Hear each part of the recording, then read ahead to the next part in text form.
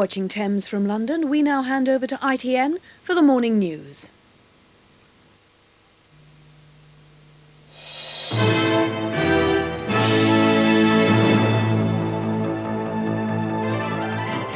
Gorbachev to cut short his American visit to deal with Soviet earthquake crisis. Good morning. It's 2 minutes past 5 on Thursday the 8th of December. The Soviet foreign minister may be announcing about now that the Soviet leader is returning to Moscow to deal with the Armenian earthquake disaster. It's thought the death toll could exceed 200 with thousands of other casualties. Also in this programme, why police in Papua New Guinea are shooting to kill landowners who are attacking the country's giant copper mine, a report in the World News. And from American television at the bottom of Pearl Harbor, a war veteran's ashes are buried on the wreck of his old ship. But first, the main news this morning. The Soviet Foreign Minister Eduard Shevardnadze is expected to announce any time now that President Gorbachev is cutting short his New York visit. It's believed he's returning to Moscow to deal with the Armenian earthquake disaster. It's not clear whether the Soviet leader's visit here next week is still on. Unconfirmed reports from the Soviet Republic of Armenia now suggest more than 200 people have been killed by the earthquake, which has left thousands homeless. The cities of Leninakan and Kirovakan were worst hit.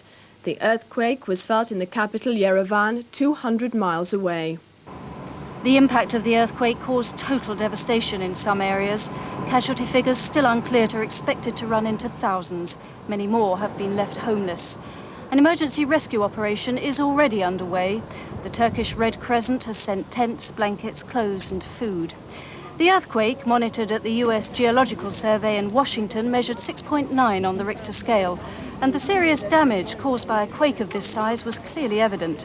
Its force was felt in the Armenian capital, Yerevan, 195 miles away. Because of unrest between Armenia and neighbouring Azerbaijan, in the past few weeks almost 200,000 refugees have fled across the border between the two republics.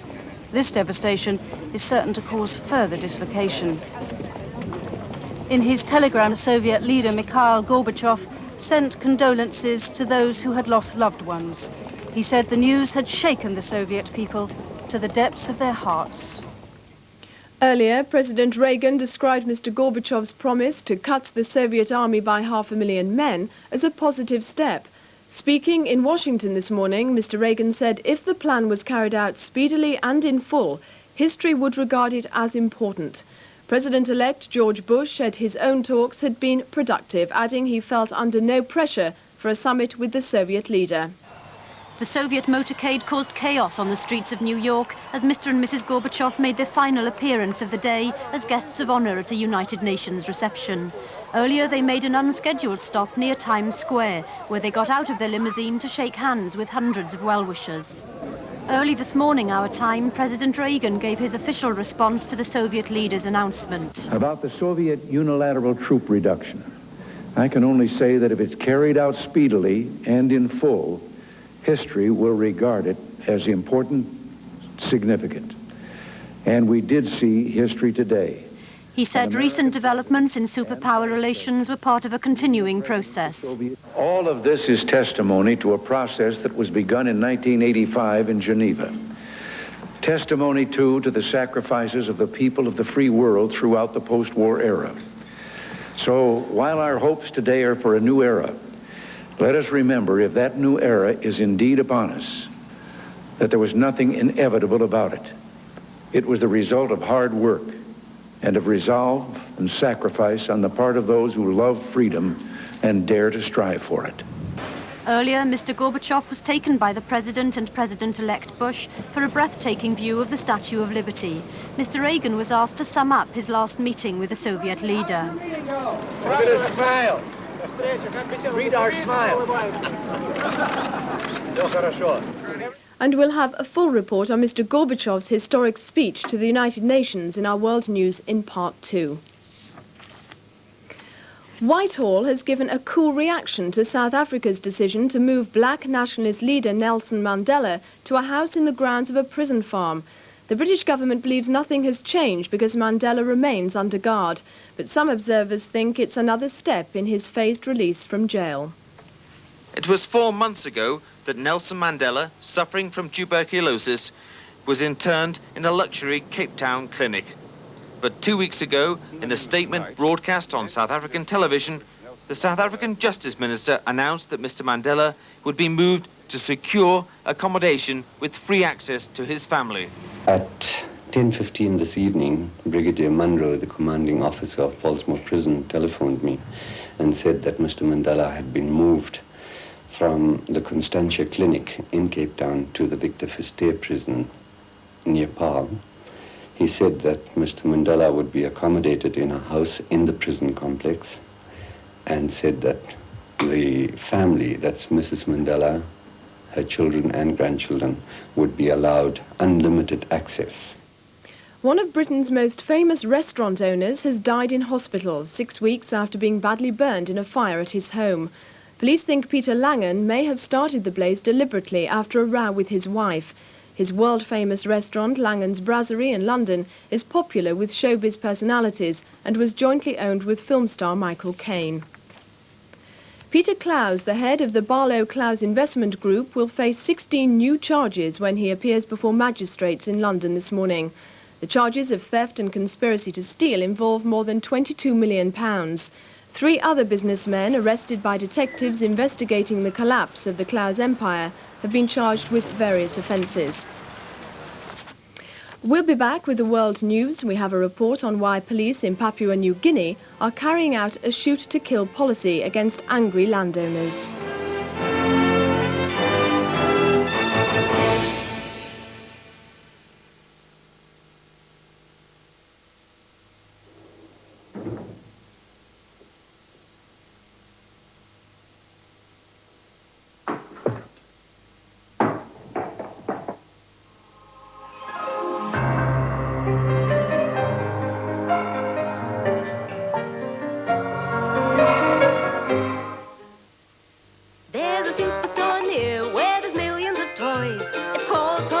with lots for girls and boys. At Toys R Us, there's all the toys that they'll want. And price is so low, it's the one place to go. There's hundreds of dolls, Teddy's perfect for her, and great action toys to suit little boys. Games, trains, trucks, and lights, even one to suit him.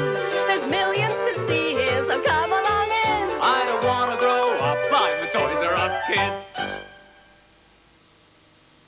Head and Shoulders. I didn't know you had dandruff. Shh. I don't. Head and Shoulders? I didn't know you had dandruff. I don't. Tests prove it. With ordinary medicated shampoo, dandruff can still be there. But with Head and Shoulders used regularly, it's completely clear. Head and Shoulders? I didn't know you had dandruff. I don't. So don't have dandruff. Have great-looking hair.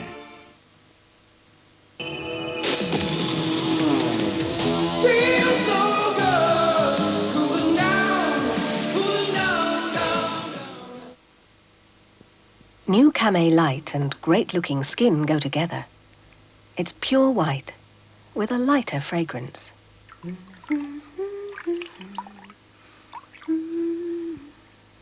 She's been out of the practice for a few years now.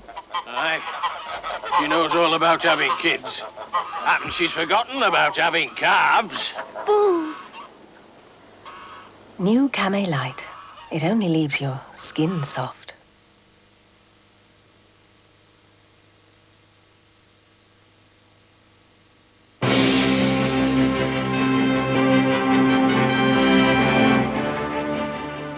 Hello again, it's 11 minutes past 5.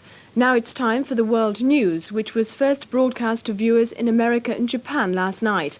That's before President Gorbachev cut short his American visit to return to Moscow to deal with the Armenian earthquake crisis.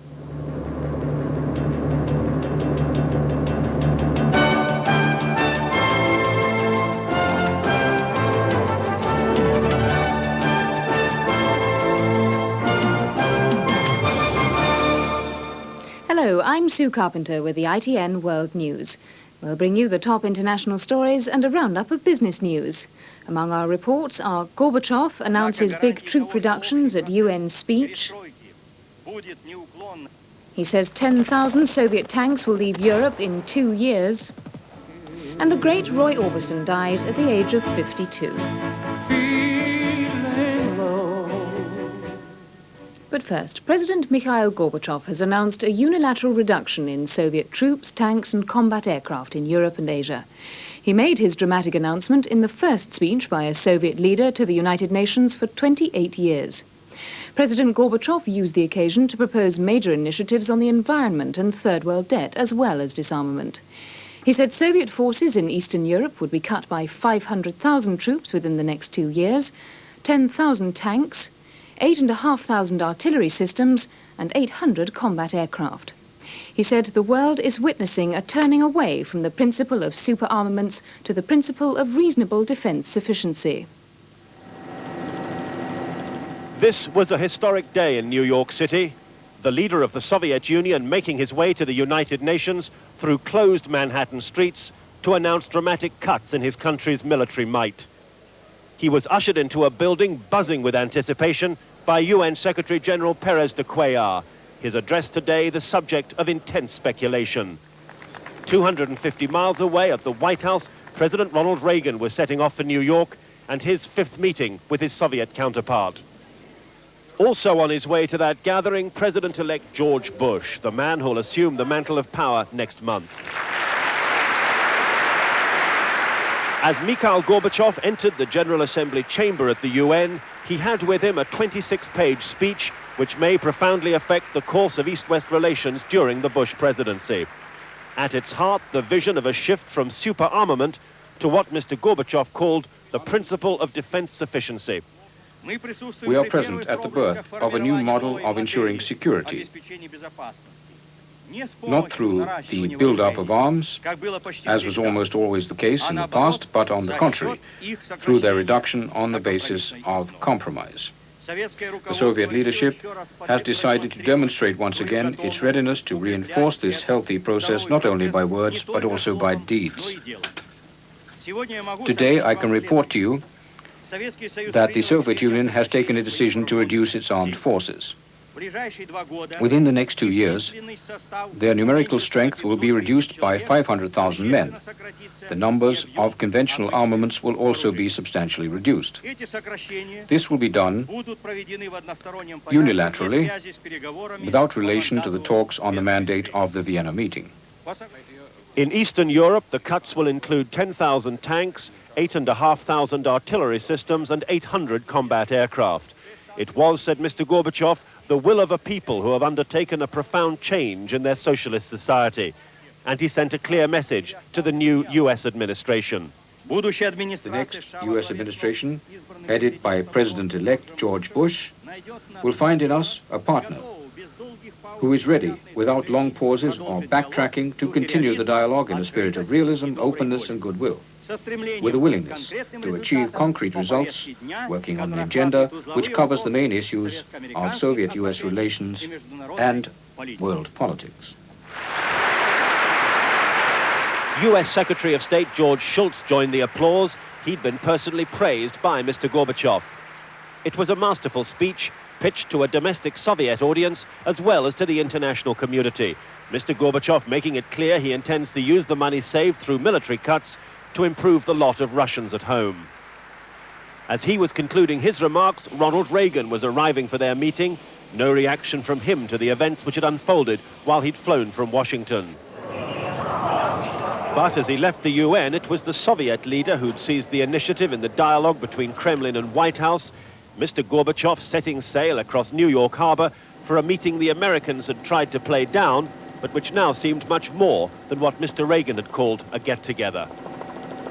The location for their talks, Governor's Island, is now a Coast Guard headquarters. It has in the past been used as a sheep farm, a pheasant preserve and a prison. In the skies above it today, a pilot's vapor trail spelt out the visitor's name. There was a warm welcome waiting for Mr. Gorbachev. He's met Mr. Reagan 4 times in the past, and the two have apparently developed a close relationship. The Russians are looking for continuity with Mr. Bush. but he said he won't be rushed into any new agreements. As they sat down to talk, the questions were all aimed at the Soviet leader, who's now clearly expecting some response to today's announcement. I think that this is another opportunity for us to have a good substantive discussion. I mean, are the hardliners in your country opposed to cutting troops that much? Против сокращения войск? Нет. No? Нет. No? Нет. Thank you. No. Over a luncheon of lobster and quail, Mr. Reagan gave his first reaction to the Soviet army cuts. Actually, I hardly approve. Are you going to do the same thing in Europe for European armed forces? Well, there are going to continue to be conversations between us on that matter. Certainly, I think that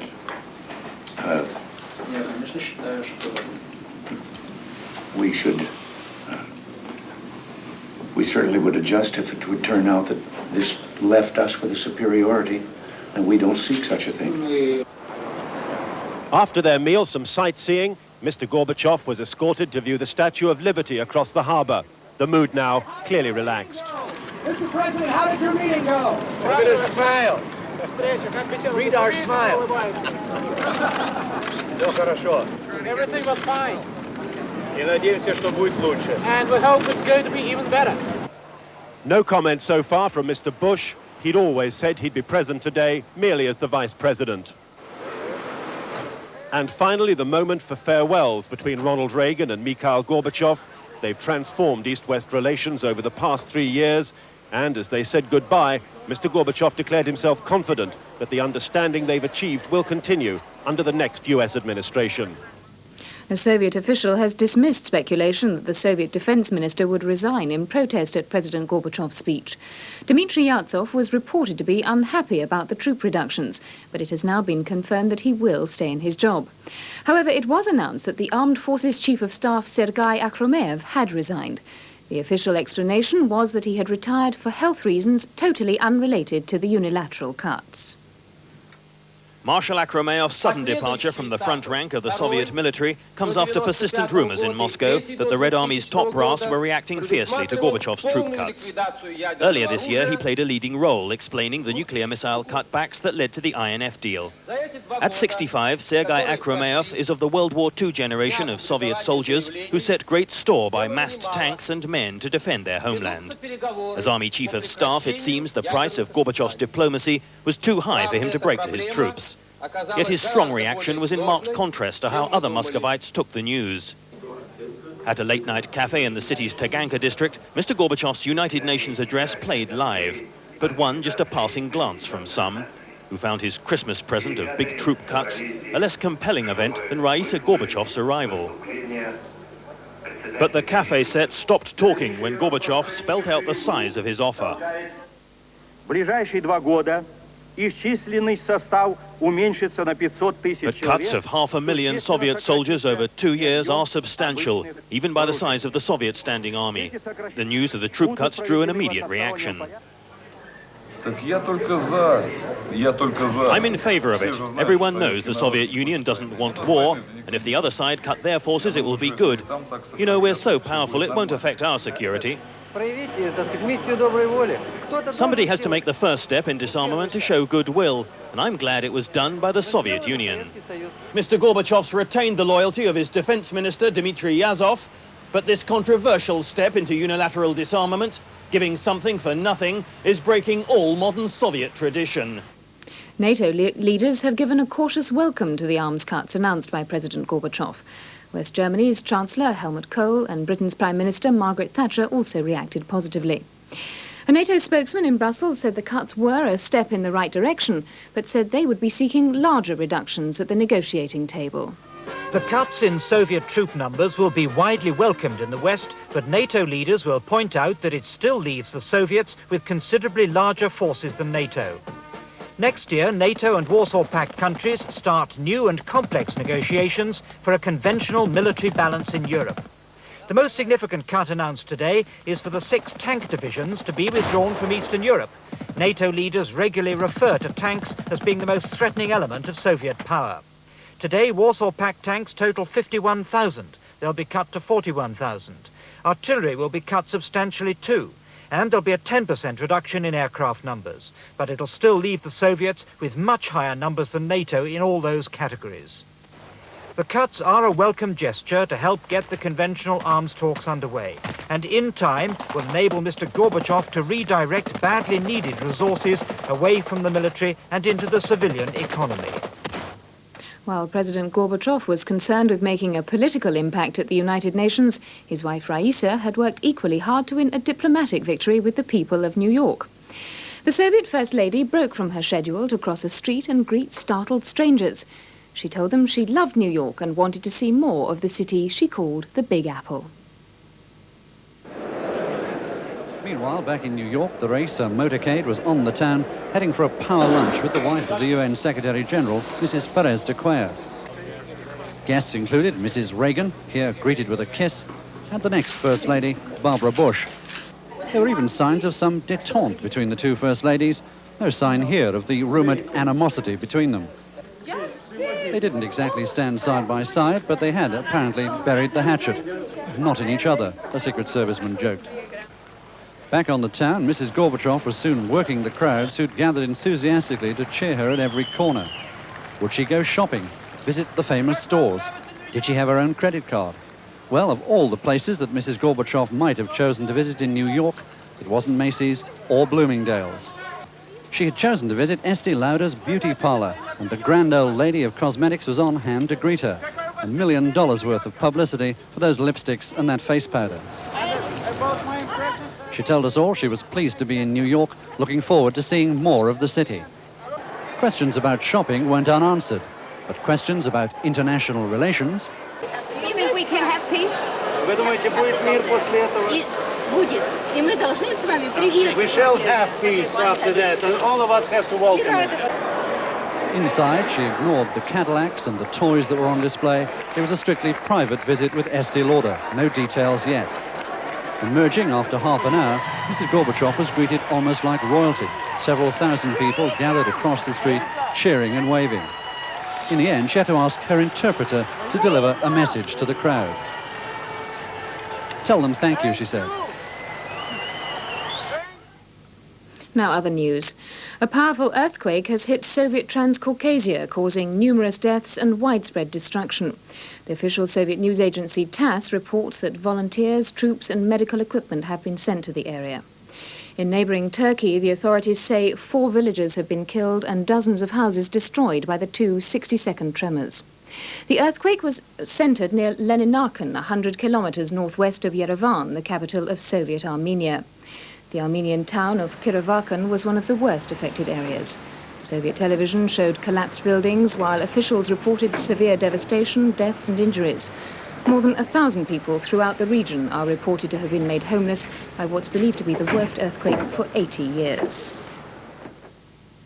The black nationalist leader Nelson Mandela has been moved by the South African authorities to a guarded house on prison property outside Cape Town. He was transferred from the city clinic where he was recovering from tuberculosis. The South African government said the move would allow Mr. Mandela's family to visit him more freely. Mr. Mandela's lawyer gave the announcement only a cautious welcome, however. He still remains a prisoner. All that's happened is that he's been moved to another prison, and I don't think he'll be allowed any more privileges apart from living in a house. But surely he's a step closer to freedom. I don't think so. I think he's still a prisoner. It's clearly a response to the domestic and international pressure for his release. The Palestinian leader Yasser Arafat has explicitly accepted the existence of the State of Israel in a statement issued in Sweden. The joint statement was agreed between Mr. Arafat and a delegation of American Jews after 2 days of talks in Sweden. It also accepted the establishment of an independent state of Palestine and said the Palestine Liberation Organization condemned terrorism in all its forms. The statement clarifies the resolutions passed by the Palestinian Parliament in Exile, the PNC, during a meeting in Algiers last month. Yasser Arafat also said that the Palestinian uprising in the occupied territories will continue until an independent Palestine is set up. Police in Papua New Guinea have been given shoot-to-kill orders after arsonists attacked the country's giant Bougainville copper mine. Production at the mine has been suspended until the government can guarantee the safety of employees. The attacks have been carried out by native landowners in Papua New Guinea, demanding billions of dollars in compensation for property now controlled by the mine owners. In nighttime raids on 6 buildings at the Panguna mine site, the traditional landowners caused $300,000 worth of damage. Bougainville mine, one of the world's largest open-cut copper mines, is a major source of revenue for Papua New Guinea. It's paid out compensation to those who occupied the land it now covers, but they argue not nearly enough. The people think this land will never be restored to its natural state. That's why my people are demanding 10 billion kina. That's nearly $5 billion US, and unless they get it, they say the sabotage will continue.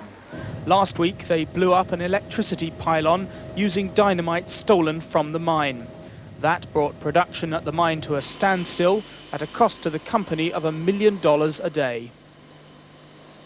If you look at who are losing out of that, probably of the order of 900,000 of that would be for the governments, because we're in super tax. The government in Port Moresby is now under pressure to extend the shoot-to-kill policy into a full state of emergency. For the taxes paid by the mine owners provides revenue that the authorities in Papua New Guinea can ill afford to do without. The great American rock singer Roy Orbison, famous for hits like Only the Lonely and Pretty Woman, has died from a heart attack. He was 52. Elvis Presley once described him as the greatest singer in the world.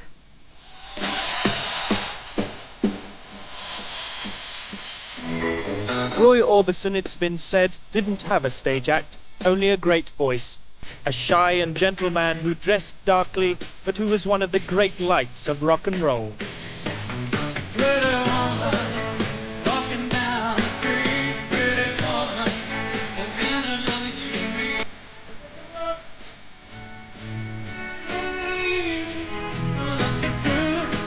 Pretty Woman was written for his first wife, Claudette, who died in a motorcycle crash in 1966.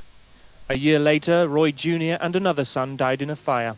Not always a star in America, Orbison toured widely abroad where he was still popular. No, I love touring. It's wonderful.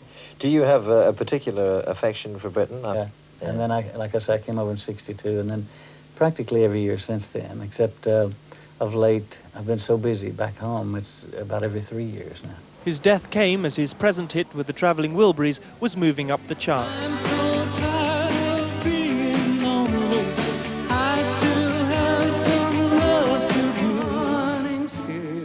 This great singer will not be missed by only the lonely. Roy Orbison, who died on Wednesday at the age of 52. Now business news. Agriculture negotiators at the GATT World Trade Conference in Canada adjourned their meeting in deadlock after only 2 hours. The session broke up amid disagreements over farm subsidies between member countries. The Hanson Trust Group has announced record profits of $1.6 billion, up nearly 19% on last year. The figures were attributed to increased sales in both America and Europe. In the markets, the dollar rose sharply following President Gorbachev's speech to the United Nations. Dealers said a reduction in Soviet defences could be matched by the United States, which may help the administration reduce the country's budget deficit. The closing prices on Wednesday evening. In London, gold ended down $3.50 an ounce. North Sea Brent blend gained 15 cents a barrel. And the FT 100 stock index closed up 4.3. On the Frankfurt Bourse, the DAX rose 11.63. And in New York, the Dow Jones Industrial Average gained 4.27. Now a look at some of Thursday's newspaper headlines. All major papers lead on President Gorbachev's speech to the United Nations in New York. The London Times says President Gorbachev proclaimed the onset of a new era of peace. The European edition of the Financial Times reports on the substantial unilateral cuts in Soviet troops, tanks, artillery and combat aircraft in Europe. And the Wall Street Journal says Gorbachev's initiative will increase pressure on European governments to make unilateral defence cuts of their own. And that's the world news. From me, goodbye.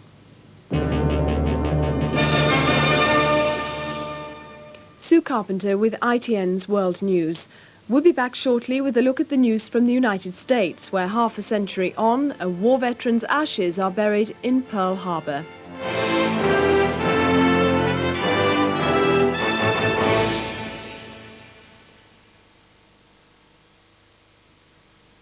If you use a cream to clean your bath, you know that what they leave behind can have you going round in circles, rinsing and rinsing again.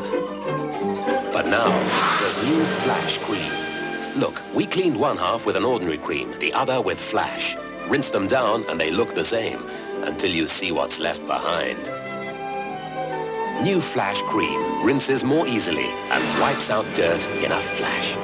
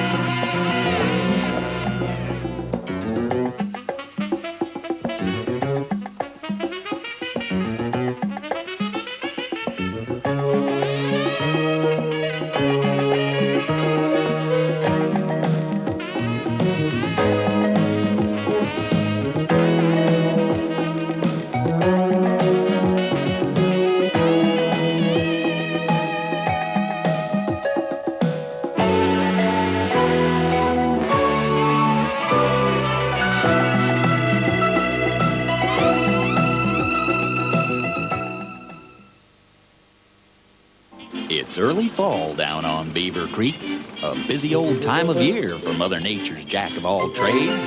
But looky here, Mr. Johnson with his Bosch all-purpose saw. And just look at that critter go. Well, he just pops in a different blade and he's off and running again. Sorry, old buddy, but it looks like anything you can do, Bosch can do better. The Bosch all-purpose saw. Versatility's the nature of the beast.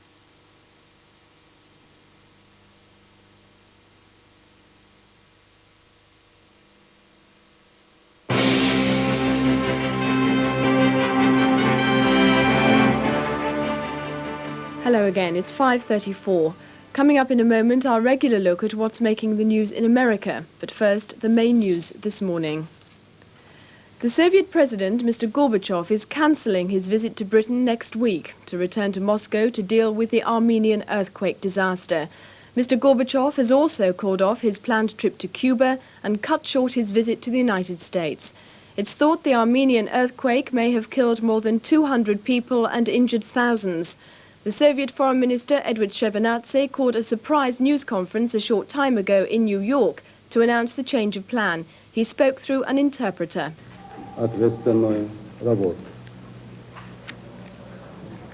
Despite the fact that all necessary measures are being taken to overcome the extremely grave consequences of this disaster, Mikhail Gorbachev believes that when a people is suffering, he has to be there and he has to lead the efforts.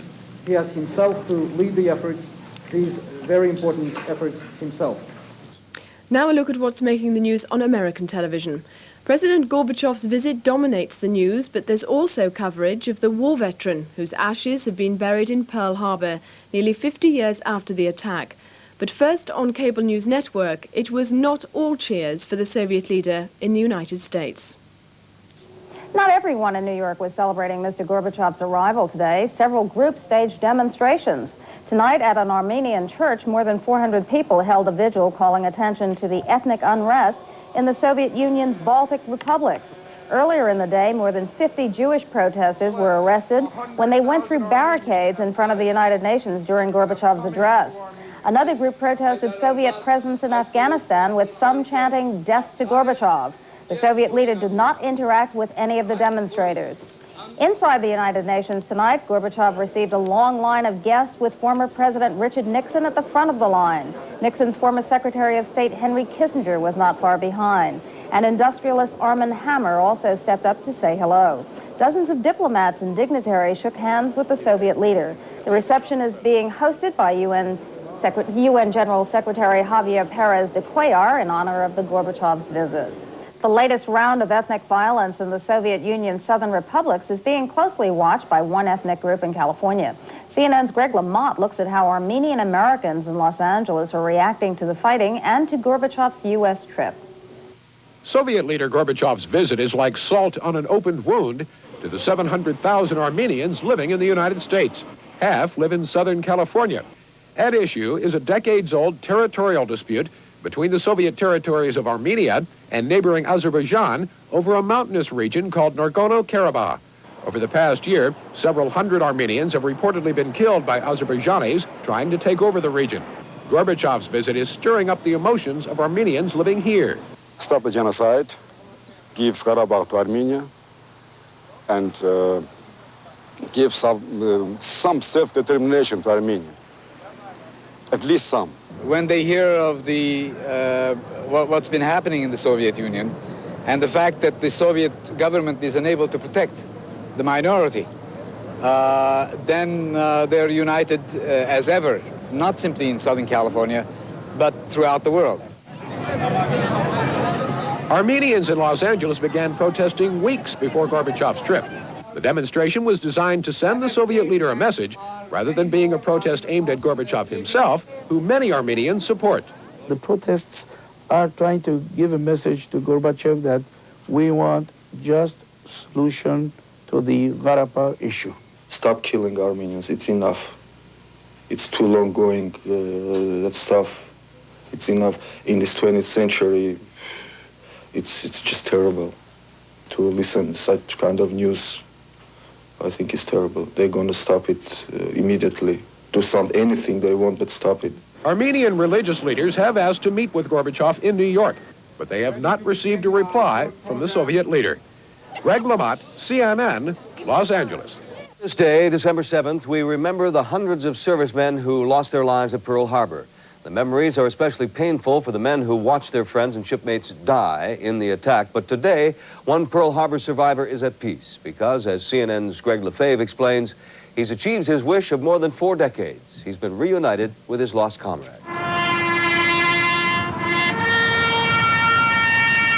In death last month, William Peel honored his shipmates and reconciled 47 years of tortured memories. He had his ashes buried aboard the USS Arizona at the bottom of Pearl Harbor.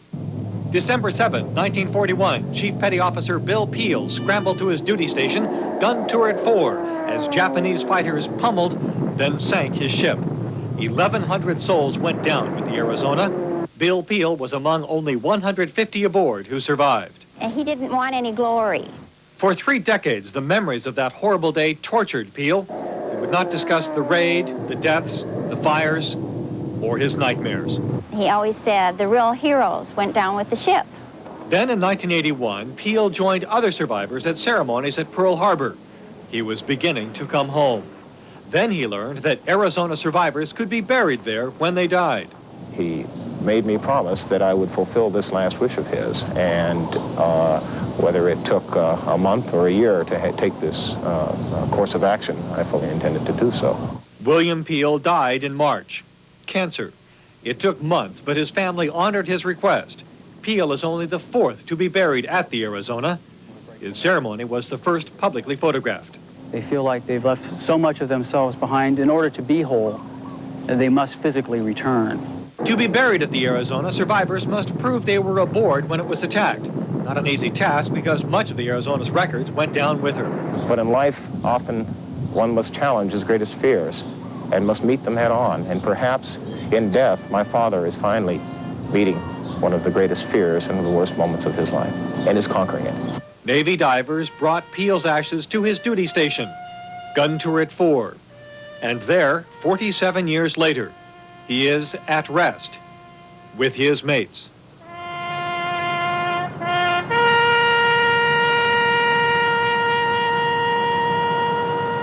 Greg Lefebvre, CNN, reporting.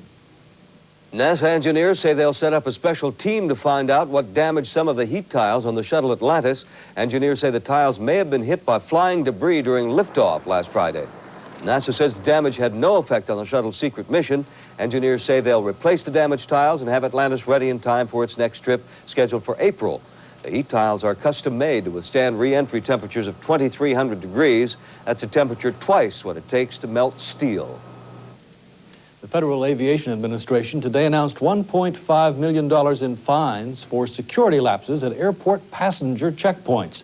29 airlines were charged for not detecting mock weapons carried on board flights by undercover FAA officials. The penalties range from $1,000 levied against a number of commuter airlines to more than $200,000 in fines for 3 major carriers: American Airlines, Northwest Airlines, and United Airlines. Despite the violations, the FAA says that airport security screening has improved significantly over the past year. More than 150 pounds of cocaine was found on board a Pan American jetliner last night, shortly after the plane landed in San Francisco on a flight that originated in Miami. A maintenance worker cleaning the plane discovered the multi-million-dollar drug stash. Drug enforcement agents searched the jet overnight, then released the plane this morning without divulging any other details. Miami Dolphin wide receiver Mark Duper, benched for violations of the NFL's drug policy, is only part of a growing controversy surrounding alleged drug abuse and the Dolphin football team. CNN's John Zarella reports the latest accusations, coming from an article in Sports Illustrated magazine, allege a cover-up. Mark Duper catching a touchdown pass has been one of the few bright spots in an otherwise dismal season for the Miami Dolphins. But last week, Duper was suspended for violating the NFL's substance abuse policy, reportedly because he failed to show up for 2 mandatory urine tests. Now, an article published in Sports Illustrated charges that sources told them Duper was buying and using cocaine as far back as 1986, and that Coach Don Shula, Dolphins owner Joe Robbie, and the NFL knew about pictures taken of Duper and other Dolphins with convicted drug dealers, but didn't take any action. An obviously distraught Shula called the article an insult to his integrity. I immediately made the league security department aware of this. I called the ball players in, talked to them about their having their pictures taken with these convicted drug dealers, and that was the extent of what I could do. One of those pictures appeared in Sunday's Miami Herald. It shows receiver Mark Clayton with a man now facing drug charges in Broward and Palm Beach counties. Clayton and other Dolphins say they take pictures with lots of people, but don't ask for background checks. I don't care what they think about me, what they say about me, but I will not take another picture with no other adult. If they want a picture, I'll take it by myself, or I'll take a picture with the little kids. Other than that, that's it. For Dolphin players, the accusations have poured salt in the wounds of a miserable 5-9 record. Well, you know, when your team is not doing well as expected, everybody try to find dirt every possible corner they can to say why you're not doing well, you know, and frankly, everybody around here is getting sick of it. In fact, at least 2 of Sports Illustrated's sources are convicted drug traffickers. Authorities say there is no evidence linking Dolphin players with drug dealers, but the stories are just more bad news in a season that is likely to be the team's worst since Shula took over nearly 20 years ago. John Zarella, CNN, Miami. In Denver today, violence erupted at a shelter for battered women when one of its residents opened fire with a handgun. 1 woman died and 2 people were seriously injured when 40-year-old Juanita Walker began shooting at the center this morning. 5 other people were treated on the scene. The woman fled to the basement after firing and claimed to be holding 2 hostages. Police discovered that she was alone and convinced her to give herself up 20 minutes later. A police spokeswoman says Walker was upset about a sexual assault case filed last month. She filed it. Police dropped that case because of lack of evidence. For many people this holiday season, choosing a Christmas tree is part of a long family tradition. In this edition of Looking Up, Jeff Dorr reports from Georgia, where for some people finding the perfect tree requires a hands-on approach. I think that I shall never see a parking lot that grows a tree as fresh as one you get the old way, saw in hand. Cut it down, like they did in the old days. There are plenty of tree farms with trees grown and ready for Yuletide lumbermen Keith and wife Betty, who brought their 3 girls to check out the scene. Just look for one that's kind of full and filled in around the bottom and symmetrical and green. Even if you never cut a tree as a kid, it's the funniest thing. The sound of a saw has a nostalgic kind of ring. I guess it seems more like the real thing. After looking and touching, you find one that's swell. Want me to get Dad? Yeah, why don't you get Dad? Where is he? He went that way. Just yell. Then each take their turn cutting what the tree farm begat. We got it. Timber! One tree. Timber! Hey, how about that?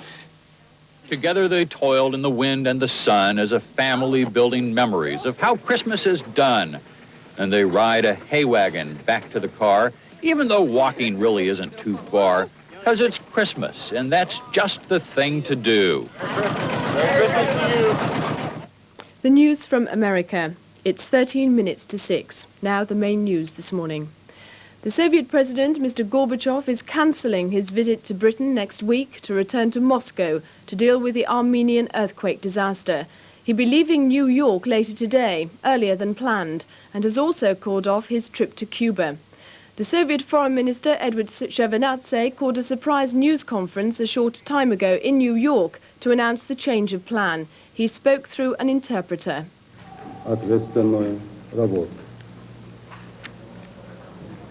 Despite the fact that all necessary measures are being taken to overcome the extremely grave consequences of this disaster, Mikhail Gorbachev believes that when a people is suffering, he has to be there and he has to lead the efforts.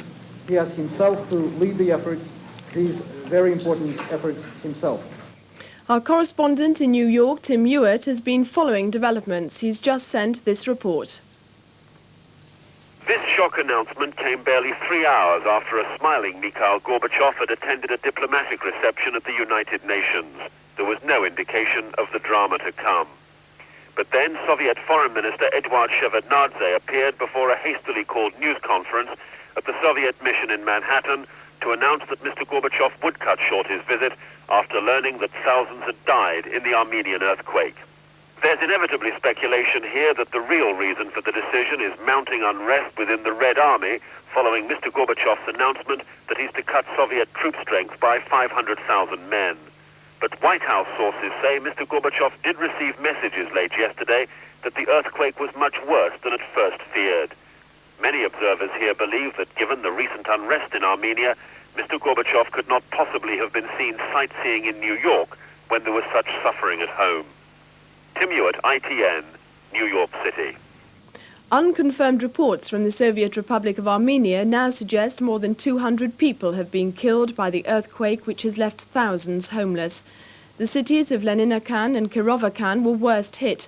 The earthquake was felt in the capital, Yerevan, 200 miles away.